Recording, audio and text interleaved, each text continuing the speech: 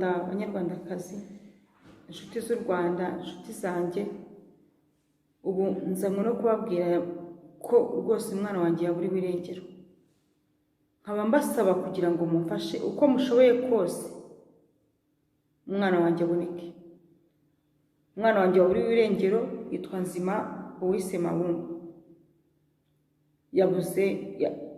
Yagiye mu masaha ya nimugoroba, nibwo twamuhamagaye njye nzi ko ari no mu rugo.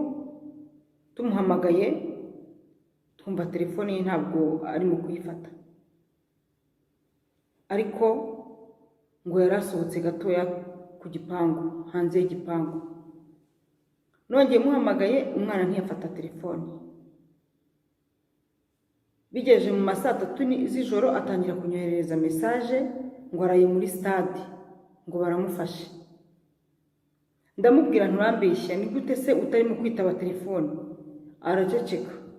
Hashize umwanya nabwo nk'isaha aza kumbwira ngo muri stade ngo ntabwo twemererwa gufata telefone, kandi ntabwo birabaho na rimwe ko umwana agenda ngo nimuhamagara niyo yabagiye hafi ye kutambwira ati ndi hano hafi kandi ndi mukuza, ngo muhamagare ansubirishe telefone, ansubirishe message.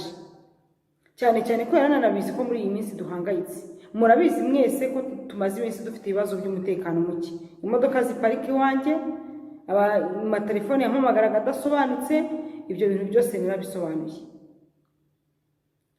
None ni mundebere ikintu kivuyemo niki, ni ukuvuga ngo umwana wanjye aburiwe irengero.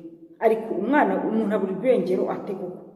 Ubu kandi ndimo nkora ikiganiro ndimo kubaza ukuntu bahatiye aburiwe irengero, mvuga nti ririrwa ry'irengero rya hato na hato mu Rwanda. Ibi bintu bizageze ryari? Hari ubwo turi mu gihe cy'intambara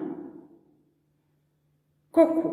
Mu gihugu kirimo umutekano nk'u Rwanda kigize gute umuntu aburirwa irengero gute? Iri bura ry'irengero ry'abantu n'ibura ry'irengero rimeze gute koko? Mwabantu kuko ibintu ni biki? Ubu ngubu uyu munsi ni wanjye uburiwe irengero, ejo n'uwundi wari waburiwe irengero n'uwo kwa Bahati, n'ejo bundi hari haburiwe undi irengero, ejo n'uwawe. Icyo ni ikintu tugomba kumenya. Abanyarwandakazi, iki kintu nituba tutakivanyeho, tutakirwanyije, cyo kuburirwa irengero kw'abantu b'Abanyarwanda, cyo kuvuga ngo umuntu ngo yapfuye urupfu runaka, ubu bashobora kumunzanira bati yanyweye urumogi rwamwishe mu muhanda, cyangwa bakamunzanira bati dore yakubise hasi yasinze dore yapfuye. Ibi bintu Abanyarwanda